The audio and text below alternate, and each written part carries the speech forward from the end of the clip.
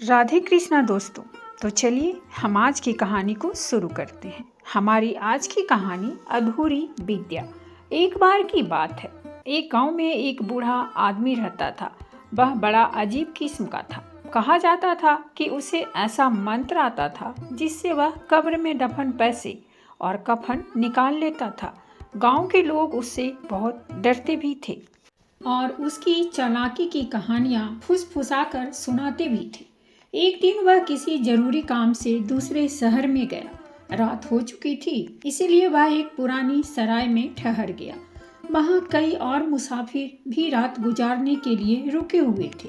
धीरे धीरे सबके बीच बातें होने लगी और उसी दौरान उस बूढ़े की एक आदमी से अच्छी दोस्ती भी हो गई। अगले दिन दोनों में और बातें हुई।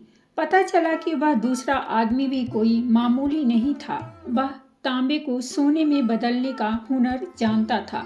यह सुनकर बूढ़े की आंखें चमक उठी।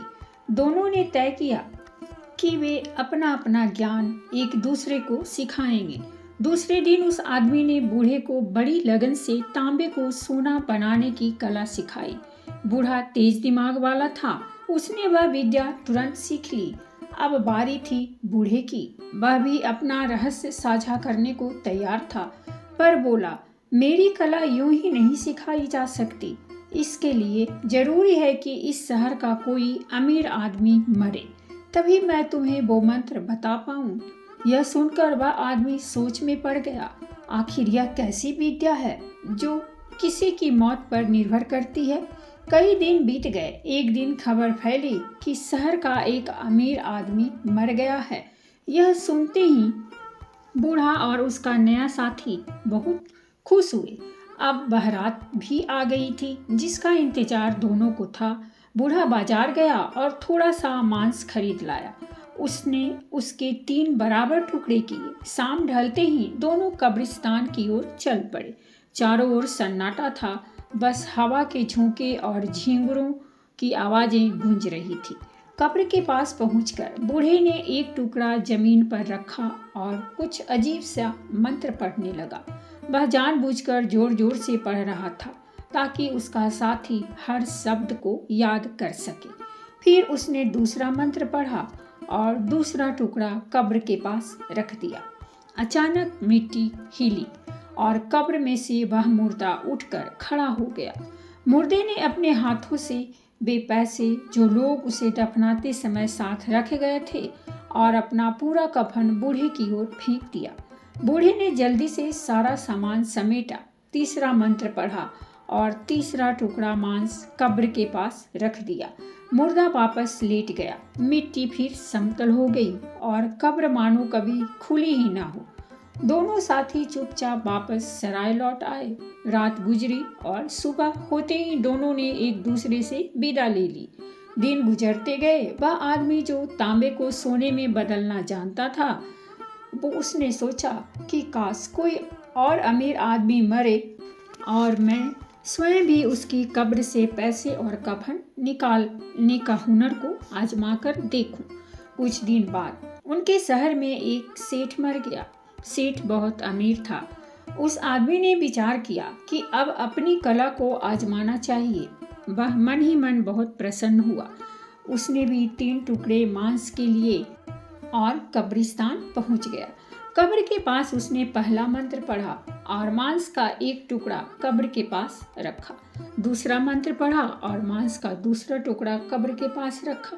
देखते ही देखते कब्र में से मुर्दा निकलकर खड़ा हो गया। उसने अपने कफन और पैसे उस आदमी की ओर फेंक दिए। अब वह आदमी तीसरा मंत्र पढ़ने लगा, पर यह क्या, वह मंत्र बीच में ही भूल गया।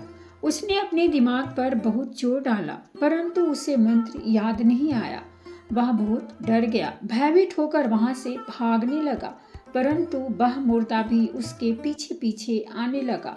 उस आदमी ने घबराहट में कफन और वह पैसे उस मुर्दे की ओर फेंक दिए, परंतु उस मुर्दे ने दोबारा वह पैसे और कफन उस आदमी की ओर फेंक दिए। ऐसा कई बार हुआ। छुपते छुपते वह आदमी किसी तरह अपने घर पहुंचा। उसे बहुत भूख लगी हुई थी। उसने घर पहुंचकर अपनी पत्नी से खाना मांगा।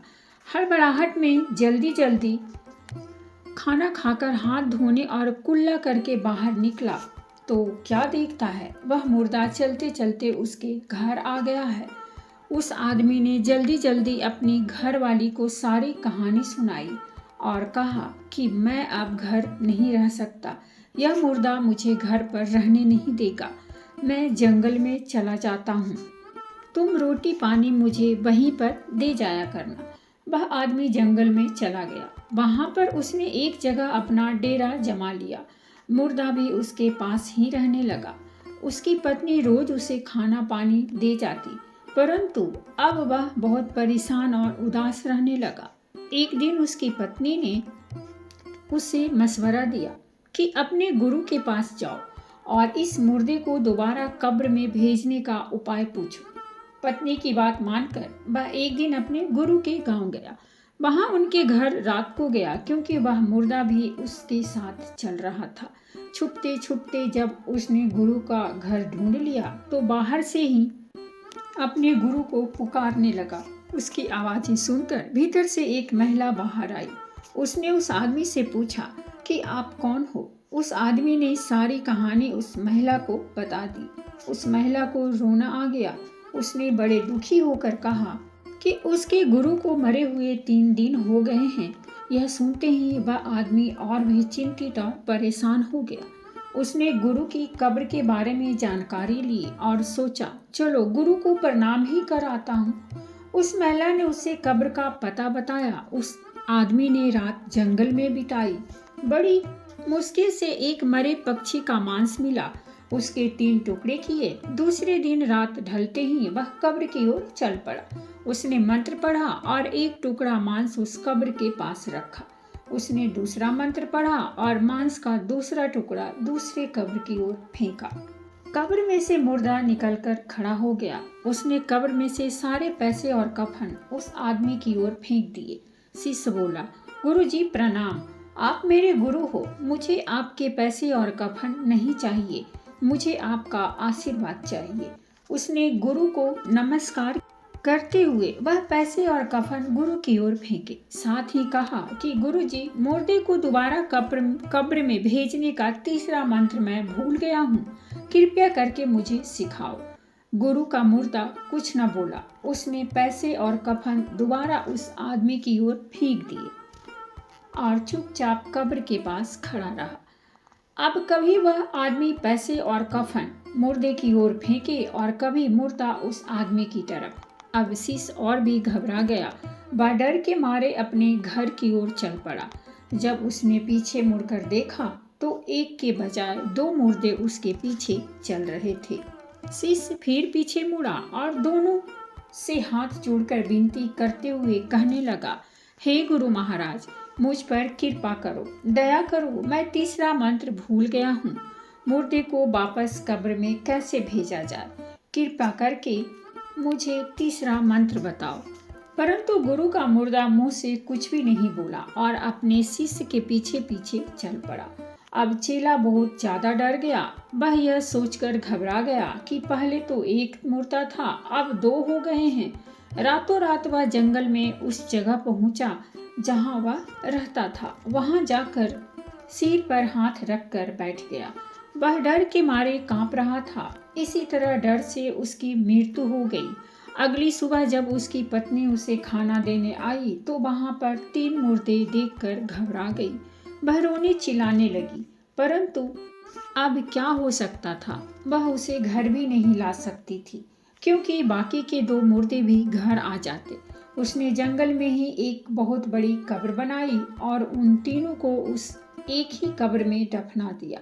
कब्र के ऊपर एक नीम का पेड़ उग आया। लोग कहते हैं अब भी जब हवा चलती है तो नीम की शाखें आपस में टकराकर एक फुसफुसाहट करती है। तीसरा मंत्र।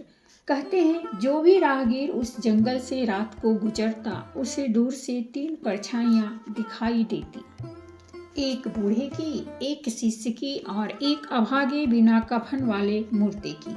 तीनों उसी कब्र के पास खड़े रहते, चुपचाप, जैसे किसी अधूरे मंत्र की प्रतीक्षा कर रहे हों। लोगों ने उस जगह का नाम रख दिया 3 मुर्दों की कब्र।